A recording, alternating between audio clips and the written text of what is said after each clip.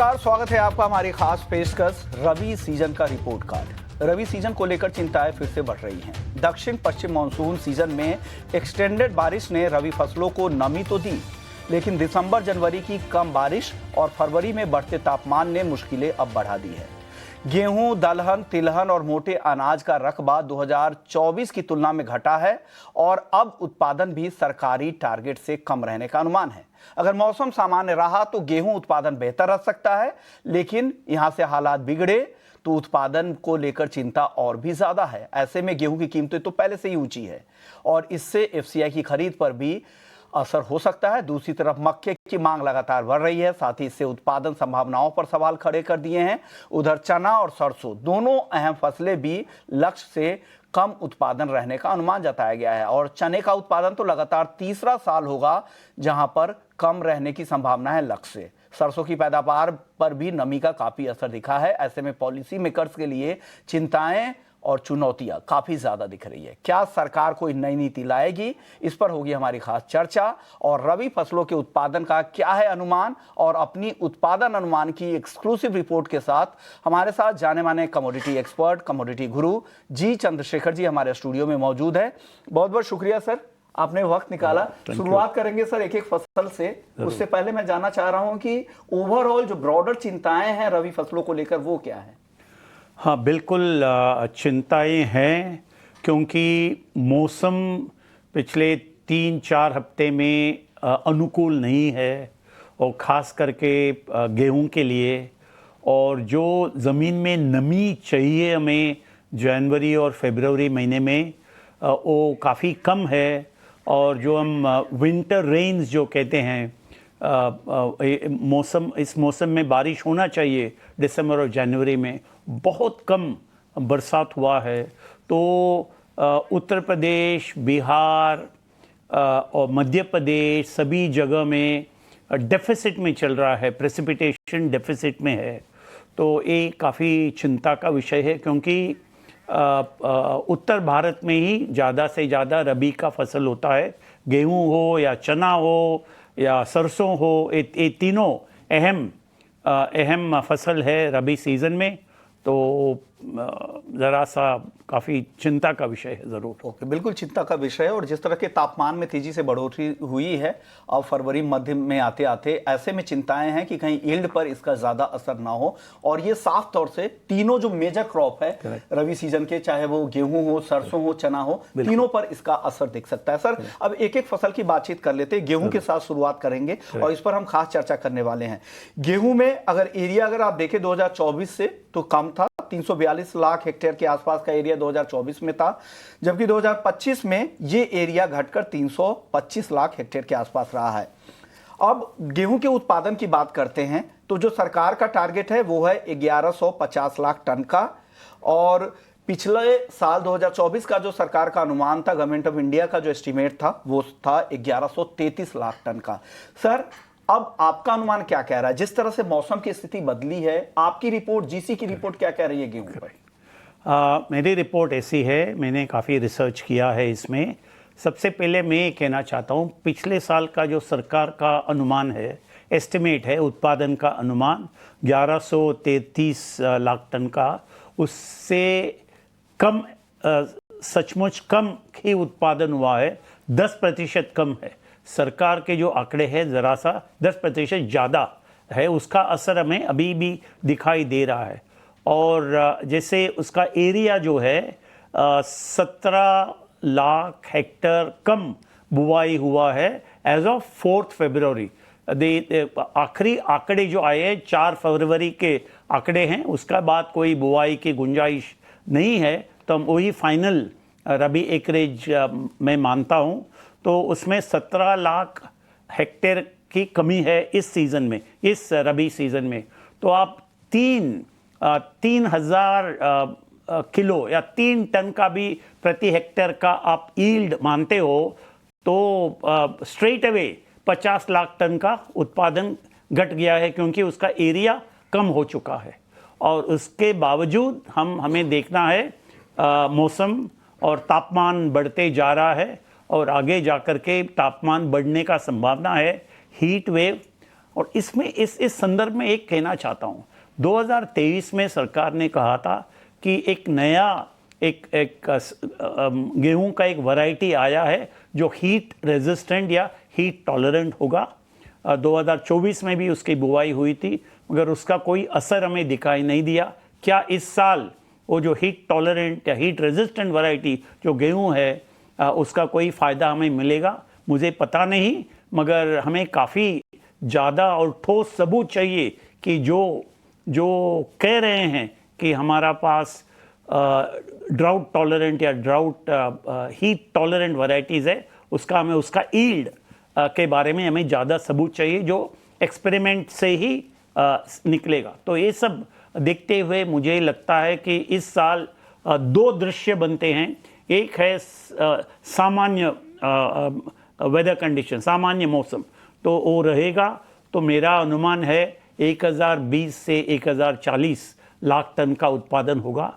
और समझिए आगे जाकर के 2-3 हफ्ते में हीट वेव हो गया, गर्मी बढ़ गई, तो 1000 लाख टन से भी घट करके काफ़ी बड़ा एक जोखिम है, रिस्क है कि वो 950 से 980 लाख टन का भी हो सकता है।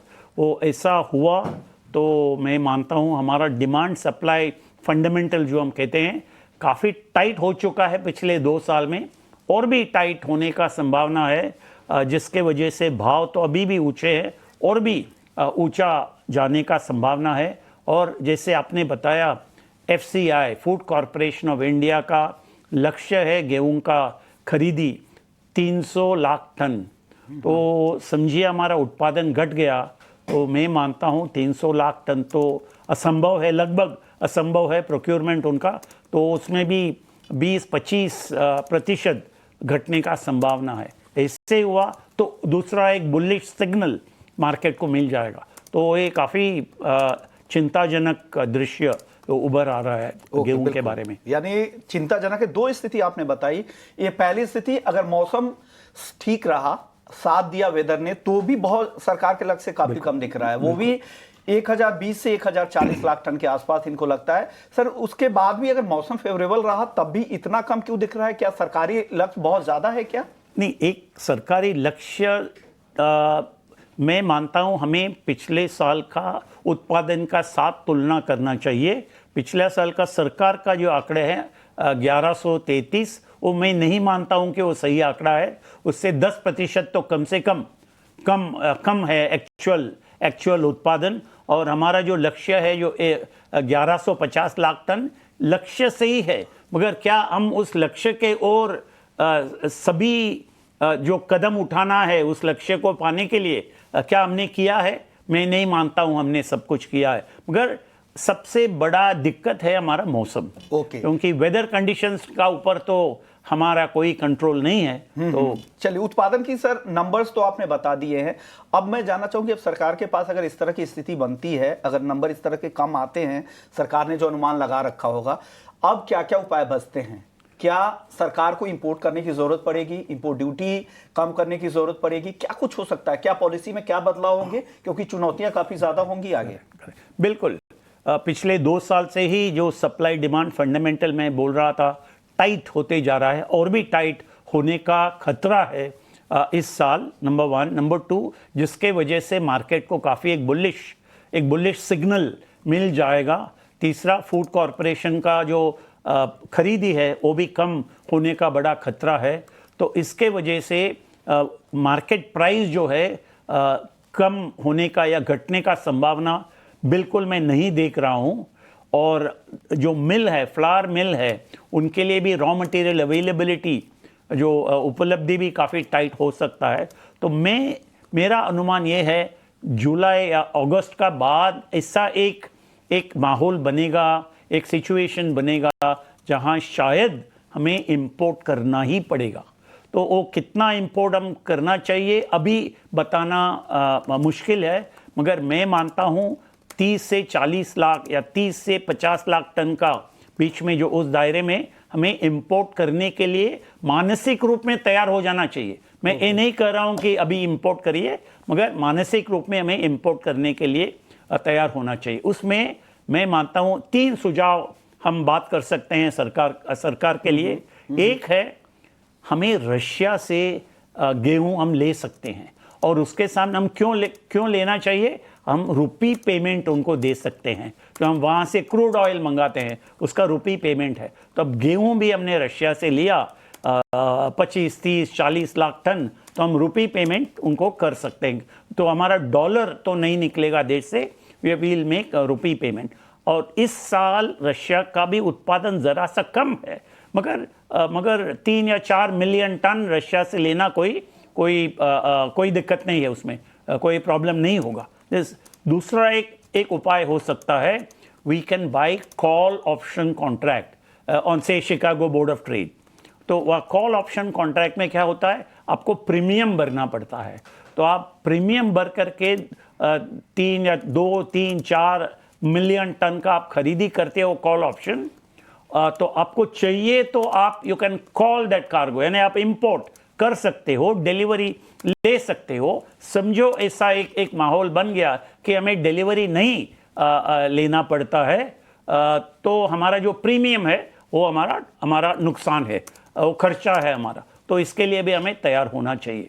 और तीसरा उपाय है कि ड्यूटी जो है उसको घटा करके make it competitive for the private sector. Private sector जो इंपोर्ट करता है वो काफ़ी कॉम्पिटिटिवली और एफिशिएंटली इंपोर्ट करेगा। तो एक तीसरा उपाय है, सरकार को, पॉलिसी मेकर को ये सभी तीनों उपाय के बारे में सोच करके एक निर्णय लेना चाहिए, जो निर्णय मैं मानता हूँ शायद जून या जुलाई महीने में निकलेगा। ओके, तो तीनों ऑप्शंस आपके पास मौजूद है। पॉलिसी मेकर्स पहले से इस तरह की तैयारी, स्ट्रेटजी बना सकते हैं। पहला ऑप्शन ये है कि आप रूस से रुपए में ट्रांजैक्शन करते हैं, तो वहां पर रूस से इंपोर्ट करने का विकल्प है आपके पास। दूसरा है, आप शिकागो बोर्ड ऑफ ट्रेड में जाके कॉल ऑप्शंस ले लें।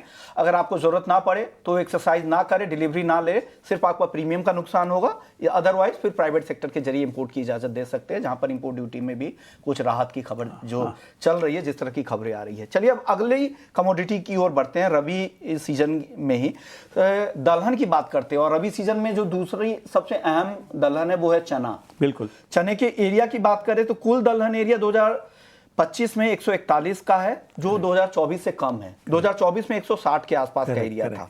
चना का एरिया भी कम है। पिछले साल 105 लाख हेक्टेयर में चने की खेती हुई थी। इस बार की जो खेती है 99 लाख हेक्टेयर से भी कम में हुई है।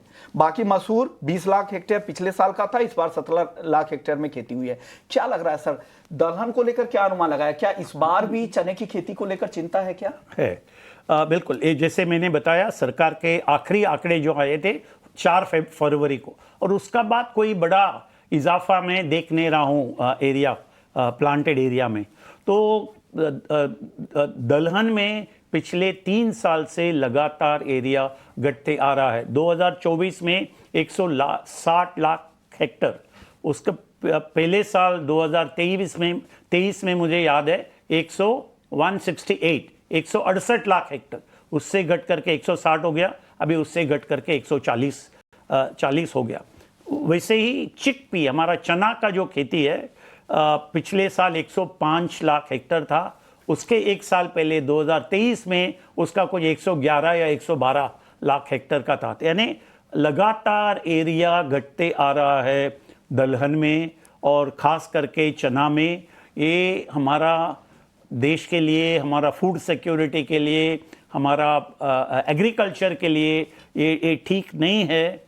किसान को सही भाव मिलना चाहिए, किसान को प्रोत्साहन मिलना चाहिए। वो शायद वो प्रोत्साहन नहीं मिल रहा है, उनको सही भाव नहीं मिल रहा है, तो उसका असर हमें इस एरिया में दिखाई दे रहा है।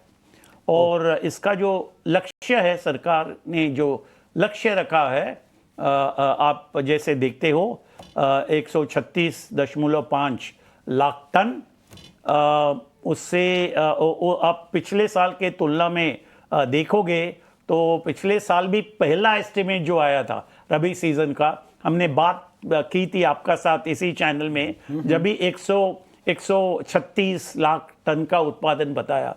बाद में हमारी चर्चा हुई, we also spoke, I wrote several articles, I sent reports to the government। बाद में सरकार ने आगे वाला 4th एस्टिमेट में इसे कम कर 110 लाख टन का उत्पादन बताया है।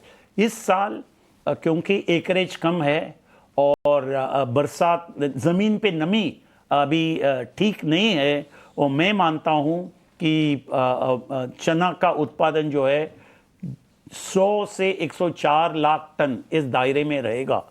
और ये हमारा देश के लिए जो पिछले 3-4 साल से हम उसका कंपैरिजन तुलना में ये काफ़ी कम है, और इसका असर भी हमें दिखाई देगा। ओके सर, आप अभी हाल में दलहन के सेमिनार में थे, मैं आ नहीं पाया था, लेकिन आपसे मैं जानना चाहूँ क्या लग रहा है दलहन में जिस तरह की गिरावट आई है हाल के दिनों में, पीली मटर के इंपोर्ट जिस तरह से हुए हैं, हालांकि अब कहा जा रहा है कि फरवरी के बाद उसे ड्यूटी फ्री नहीं रखा जाएगा, क्या लग रहा है क्या चने के दाम आगे फिर से बढ़ सकते हैं क्या? क्योंकि जिस तरह के उत्पादन के नंबर आप बता रहे हैं, क्या यहाँ फिर से तेजी आएगी?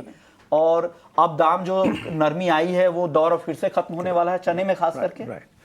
इसका जवाब हम दे सकते हैं जब सरकार का जो पॉलिसी है उसके बारे में कोई क्लैरिटी अबाउट द पॉलिसी।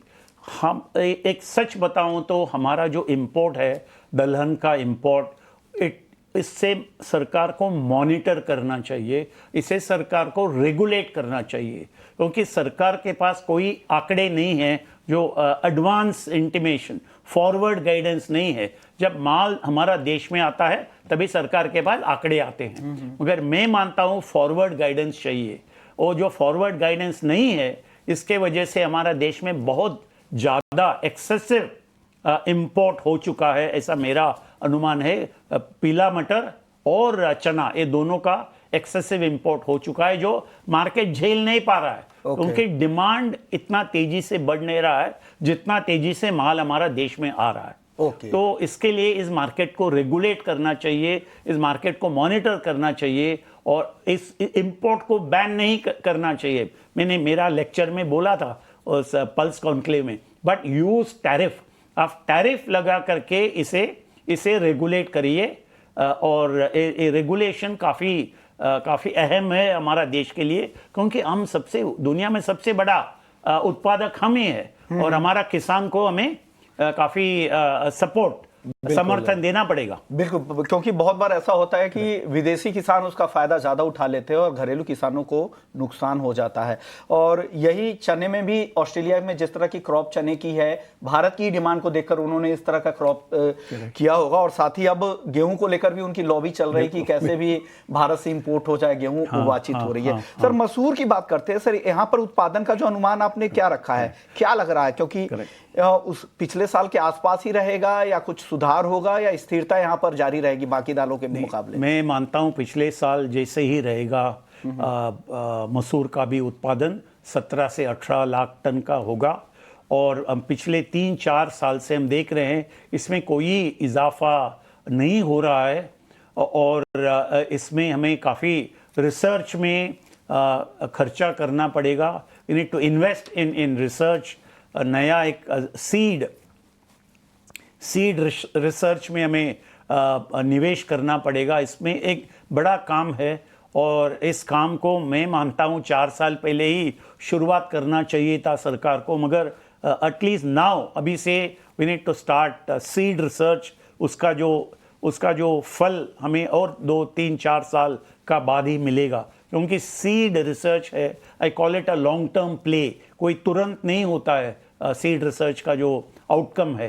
तो हमें अभी से शुरू कर देना चाहिए। मगर अभी जो मसूर है बहुत छोटा क्रॉप है, और हमारा देश में 17-18 लाख टन का उत्पादन, मगर मेरा अनुमान है हमारा डिमांड होगा 21-22 लाख टन। तो वैसे भी हमारा देश में 5 लाख टन तक का एक डेफिसिट है, सप्लाई डेफिसिट। तो इसी की वजह से हम इंपोर्ट कर रहे हैं मसूर को। ओके, तो मसूर को लेकर ज्यादा चिंता नहीं है, लेकिन जिन दालों को लेकर चिंता है उसमें आपको पॉलिसी मेकर्स के लिए यही सुझाव है आपकी तरफ से कि आप रेस्ट्रिक्टेड तरीके से करें, टैरिफ लगाए, ताकि यहाँ के किसानों को भी नुकसान ना हो और वो आगे भी उत्पादन को बढ़ाए। ऐसा ना हो कि हमारी इंपोर्ट पर डिपेंडेंसी बढ़ती जाए, मार्केट शेयर हमारा इंपोर्ट का बढ़ता जाए और हमारा घरेलू उत्पादन का लगातार घटता जाए, जैसा पिछले कई सालों में होता आ रहा है। चलिए अब बात करते हैं तिलहन की सबसे अहम कमोडिटी इस लिहाज से क्योंकि हम 60% तक यहाँ पर इंपोर्ट पर निर्भर करते हैं। एरिया की बात करते हैं, कुल तिलहन एरिया 2024 का जो एरिया था वो था 111 लाख हेक्टेयर का, जबकि इस साल तिलहन का एरिया भी बाकी दलहन और गेहूं की तरह कम है। करीब करीब 97.5 लाख हेक्टेयर में खेती हुई है कुल तिलहन का एरिया, रबी फसल की मैं बात कर रहा हूं। और सरसों का एरिया जो सबसे अहम है वो है 89 लाख हेक्टेयर के आसपास, पिछले साल था 100 लाख हेक्टेयर के आसपास। सर अब क्या पूरी तरह से यील्ड के जरिए ही भरपाई होगी या वो भरपाई नहीं होने वाली है? नहीं, ईल्ड के वजह से ही भरपाई होगी, मगर वो भी मैं मानता हूँ काफ़ी मुश्किल है। पिछले 3 साल से चना जैसे ही सरसों में भी लगातार एरिया घटते आ रहा है और इस साल इट इज़ 97.5 लाख हेक्टर्स और 89.3 लाख हेक्टर्स, तो ये कम है। हमारा लक्ष्य तो 138 लाख टन का उत्पादन का लक्ष्य है, वो बिल्कुल वो नहीं होगा, ऐसा मेरा अनुमान है। और वैसे पिछले साल का जो एस्टिमेट है उत्पादन का एस्टिमेट 132.6 लाख टन का, वो भी मैं मानता हूँ ओवर एस्टिमेटेड है। आपको याद होगा एक साल पहले हमने यही शो किया था और तभी हमने बताया था कि 115 से 120 लाख टन का उत्पादन का अनुमान हमने लगाया। इस साल उससे भी घट करके, क्योंकि एक एरिया भी कम हो चुका है, कम से कम 10 लाख हेक्टर कम हो चुका है, तो मेरा आज के स्थिति में ऑन करंट रेकनिंग मेरा अनुमान होगा सरसों का 100 से 105 लाख टन का उत्पादन का अनुमान। ओके, चलिए सर, अब तिलहन के बाद अब बात कर लेते हैं हम मोटे अनाज की, और खास करके यहाँ पर हम मक्के को लेकर बात करना ज़रूरी है क्योंकि आजकल इसका फोकस इस पर ज़्यादा हो गया है, क्योंकि एथनॉल की जिस तरह से डिमांड डाइवर्जन बढ़ा है तो मक्के पर भी फोकस है, राइस, ब्रोकन राइस पर भी फोकस बढ़ा है, तो इसकी बातचीत कर लेते हैं। सबसे पहले अगर एरिया की बात करें तो मक्के का एरिया पिछले साल का था वो 23 लाख हेक्टेयर में खेती हुई थी, उसी के आसपास करीब करीब 24 लाख हेक्टेयर में इस बार की खेती है, तो एरिया में बहुत बदलाव नहीं हुआ है। लेकिन उत्पादन को लेकर जो सरकार ने लक्ष्य रखे हैं वो है 120 लाख टन का। आपका अनुमान क्या कहता है सर? मेरा अनुमान है 100 लाख टन से कम होगा। ओके, ज्यादा से ज्यादा मैक्सिमम। उसके पीछे वजह क्या हो सकती है सर? खास वजह ये है बिहार रबी सीजन का सबसे बड़ा उत्पादक है हमारा मक्का का, और बिहार में बिल्कुल ज़मीन में नमी नहीं है, वो एक बहुत बड़ा एक खतरे का संकेत है। और जैसे आपने बताया डिमांड बढ़ते जा रहा है, it is poultry feed industry का डिमांड है, एथेनॉल का डिमांड है, स्टार्च इंडस्ट्री का डिमांड है, तो हमारा काफ़ी डिमांड सप्लाई गैप बढ़ते जा रहा है, तो इसका भाव भी बढ़ते जाएगा। और एक मैं बताना चाहता हूँ, जैसे हमारा गेहूं जो है it's at the limit of heat tolerance, तो वैसे हमारा मक्का भी is at the limit of heat tolerance, तो दैट इज़ वाई इसमें काफ़ी हमें रिसर्च करना है। Heat tolerant and drought tolerance variety के लिए हमें खर्चा करना है, रिसर्च करना है, तो मैं मानता हूँ मैक्सिमम उत्पादन होगा, हार्वेस्ट होगा, हमारा फसल होगा 100 लाख टन, उससे ज़्यादा होने का संभावना आज का स्थिति में मैं नहीं देख रहा हूँ। इसका खास वजह है बिहार। ओके, तो बिहार एक मेजर प्लेयर है वहाँ पर, और वहाँ पर अगर दिक्कत है, वहाँ पे मॉनसून भी काफ़ी कमज़ोर रही है और पिछले कई सीजन से हम देख रहे हैं कि मॉनसून सीजन में वहाँ पे अच्छी बारिश नहीं हो रही, तो नमी की दिक्कत होती है। और फिर यहाँ पर जनवरी फरवरी में आप देख रहे हैं, हम सब डिवीजन भाई दिखा भी रहते हैं आपको कि किस तरह की सूखे की स्थिति बन रही है। ऐसे में हमें फोकस करना होगा नई टेक्नोलॉजी पे, नए सीड्स पे जो क्लाइमेट के हिसाब से हो, जो रेसिस्ट कर सके और उसका फायदा हमें यील्ड में कन्वर्जन देखने को मिले। चलिए सर, एक एक करके मैं एक उत्पादन अनुमान फिर से सर का बता देता हूं। मक्के को लेकर जो उनका उत्पादन अनुमान है वो है 95 से 98 लाख टन का। इसके अलावा तिलहन में सरसों का जो उत्पादन अनुमान है उनका 100 से 105 लाख टन उत्पादन रहने का अनुमान सरसों का है, जबकि सरकार का लक्ष्य है 138 लाख टन का। दलहन में चने की बात करते हैं, सबसे अहम क्रॉप है, तो चना उत्पादन अनुमान है इनका 100 से 104 लाख टन का, जबकि सरकार का जो लक्ष्य है वो है 136 लाख टन से ज़्यादा का। वही मसूर का उत्पादन अनुमान है उनका 17 से 18 लाख टन का, जबकि लक्ष्य है 16.5 लाख टन का। और आखिरी में गेहूं का उत्पादन अनुमान इनका पहला सिनेरियो अगर मौसम अनुकूल रहता है तो 1020 से 1040 लाख टन, अगर मौसम खराब यहाँ से और भी ज़्यादा होता है, तापमान बढ़ता है, यील्ड की चिंता बढ़ती है, तो 950 से 980 लाख टन। सर 30 सेकेंड अब मेरे पास बचे हैं चंद्रशेखर सर। हाँ जी। ये जो रिपोर्ट आपने बनाई है, इसके पीछे कैसे आपने तैयारी की है, उनके बारे में बताएं ताकि लोगों को और भी भरोसा हो इस रिपोर्ट को लेकर और पॉलिसी मेकर्स भी इस हिसाब से तैयारी करें। बिल्कुल, मैं ये मानता हूं और लगातार बोलते आ रहा हूं, crop estimation is art, science and experience put together. ये पहला प्रपोजिशन है। दूसरा प्रपोजिशन है, मैं बहुत लोगों से बात करता हूं, फार्मर प्रोड्यूसर कंपनी से बात करता हूं, मैं मॉनसून को ट्रैक करता हूं बारीकी से, डिस्ट्रिक्ट वाइज। मैं प्लांटेड एकरेज के जो आंकड़े हैं, सरकार से जो आंकड़े आते हैं, क्योंकि सरकार के आंकड़े पर ही हमें भरोसा रखना चाहिए ऑन एकरेज, उसका मैं विश्लेषण करता हूं।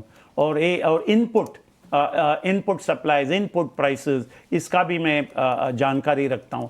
ये सबका विश्लेषण करते हुए मेरा एक अनुमान है, अनुमान में बनाता हूं, मगर मैं कोई एक खास नंबर नहीं देता हूं, क्योंकि हमारा देश में कोई प्रिसाइज नंबर नहीं होता है। हमें एक रेंज में, एक दायरे में ही उत्पादन के बारे में बात करना है, क्योंकि इट कैन चेंज 1%, 2%, क्योंकि फ्रैगमेंटेड मार्केट है और पूरी तरह से एकदम प्रिसाइज नंबर देना, बिल्कुल कोई टेक्निकल एनालिसिस तो आप कर नहीं रहे हैं। और लेकिन आप लोग, इनकी सर की जो रिपोर्ट है वो मॉनसून को देखकर, पीओ से बातचीत करके, इनके ग्राउंड के जो सोर्सेस है उनसे बातचीत करके, इनपुट्स और पूरे इनपुट्स लेकर, उसके आधार पर और सरकार के पुराने आंकड़े, हिस्टोरिकल आंकड़ों के आधार पर और अपने 3 से 4 दशक के अनुभव के आधार पर ये पूरे आंकड़े तैयार करते हैं। शुक्रिया सर, आपने वक्त दिया, इतनी मेहनत की, इस एज में भी आप इतनी मेहनत कर रहे हैं और हमारे दर्शकों को गाइड कर रहे हैं, और ये नया अनुमान आप पहली बार आप देख रहे हैं रवि सीजन का